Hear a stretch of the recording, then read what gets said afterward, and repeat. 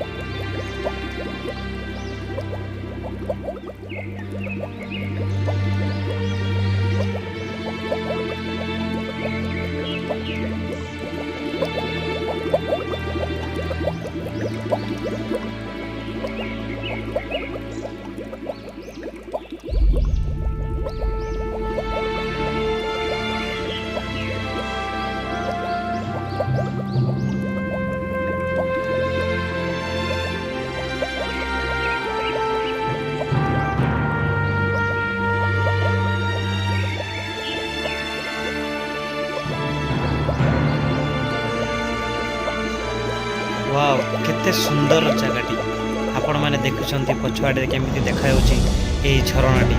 Literally कहूची एते सुंदर एई झरणा देखा जाउची आपण न देखिले के विश्वास करि परिबे नै। मु तो मो निज आखि को निजे विश्वास करि परिबे। तो आपण माने देखुथिबे पछुआडे जो बढिया सुंदर झरणाटी गुडु गुडु होई बहि जाउची। आपण माने निजे आसिकी एहा को न देखिले आपण को आखि को केबे विश्वास करि परिबे नै। लिटरली मु कहूची जे मु निजे मध्य देखिकी निजको विश्वास करि पारुनी। एते सुंदर प्राकृतिक सौंदर्य देखिला पर मो मन सतरे पूरा हल्का हो जाउची। सतरे आपण माने थोरे आसिकी बुली जानतो ना देखिबे केते सुंदर लागिवो आ केते आनंद लागिवो। एही सुंदर परिवेश केते सुंदर सुंदर गछ फल मूल एवं फूल एवं विभिन्न प्रकार गछ देखिकी जेमिति लागुची आमे मयूरभंज जंगल भितर अछि बोली हमको लगुच जमीते आम आफ्रिका जंगल भितर को पड़े आसी।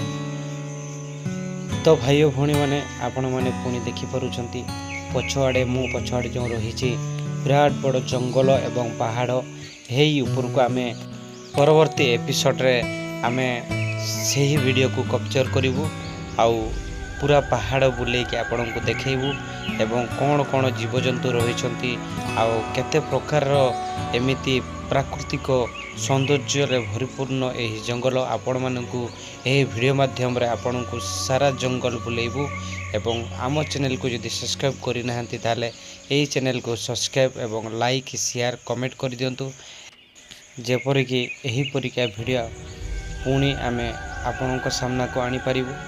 तेणु करी आपण माने यही चैनल को सब्सक्राइब करिथांतु जेमिति कि जेते बड़े भी मु वीडियो अपलोड करिवे आपण ता नोटिफिकेशन पाई परिबे एवं सर्वप्रथम देखि परिबे।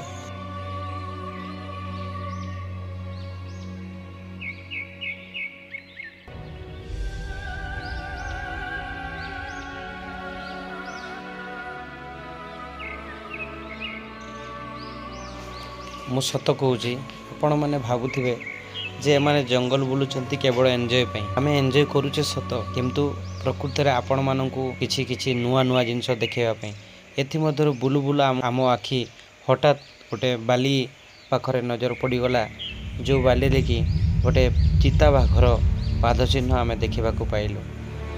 ଏହି ପାଦଚିହ୍ନ ଦେଖିଲା ମାତ୍ରେ ଆମ ମନରେ ସତରେ ବହୁତ ଭୟ ଲାଗିଲା। ଆମେ ସେହି ଜାଗାରୁ ତୁରନ୍ତ ଚାଲିକି ପଳେଇ ଆସିଲୁ, କାହିଁକିନା କୌଣସି ମୁହୂର୍ତ୍ତରେ ଏ ପାଖାପାଖିରେ ଥାଇପାରେ, ତେଣୁକରି ଆମ ଉପରକୁ ଆକ୍ରମଣ ବି କରିପାରେ। ତେଣୁକରି ଆମେ ଏହି ଜାଗାରୁ ତୁରନ୍ତ ଚାଲିଯିବା ପାଇଁ ନିଷ୍ପତ୍ତି ନେଲୁ ଏବଂ ତା ଜାଗା ଯେଉଁ ଜାଗାରେ ସେ ରହୁଛି ତାକୁ ଆମେ ଡିଷ୍ଟର୍ବାନ୍ସ କରିବା ନାହିଁ। ସେ ଏହି ଜାଗାକୁ ସେ ପାଣି ପିଇବାକୁ ଆସେ, ତେଣୁକରି କେଉଁ ମୁହୂର୍ତ୍ତରେ ବି ପୁଣି ଆସିପାରେ। ତେଣୁକରି ଏହି ଜାଗାରେ ଛାଡ଼ିକି ଚାଲିଯିବାଟା ସବୁଠୁ ଭଲ ହେବ। ତେଣୁକରି ଆଜିକାର ଭିଡ଼ିଓ ଏତିକି ହିଁ ଥିଲା। ତେଣୁକରି ଆପଣମାନେ ଯଦି କେବେ ଜଙ୍ଗଲ ବୁଲିବା ପାଇଁ ଆସିବେ, ତେଣୁକରି ଟିକେ ସାବଧାନରେ ଆସିବେ, କାହିଁକିନା ଏହି ଜଙ୍ଗଲରେ କେତେବେଳେ କେଉଁ ଜୀବଜନ୍ତୁ ହିଂସ୍ର ଜୀବଜନ୍ତୁଙ୍କ ସହିତ ସାମ୍ନାସାମ୍ନି ହେଇଯିବେ। ତେଣୁକରି ବହୁତ ସାବଧାନତା ଅବଲମ୍ବନ କରିବେ ଏବଂ ଜଙ୍ଗଲକୁ ସୁରକ୍ଷା ଦେବେ।